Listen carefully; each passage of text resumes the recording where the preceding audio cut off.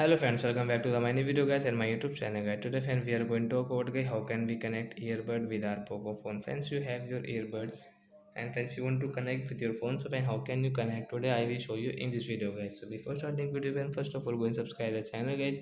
Click the bell icon and like the video. So first of all guys, we will on our phone setting to connect earbud.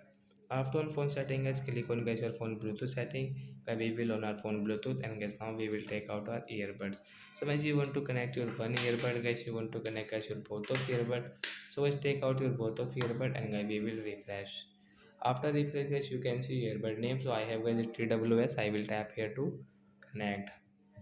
Once you can see the notification guys, tap here, then it will connect after 2 and 3 seconds. So you can see it's connected, battery 60% inactive. So guys now we can use our earbud. So like that guys, you can connect your earbud with your Poco phone and you can use it. So that's it guys, thanks for watching the video, bye guys.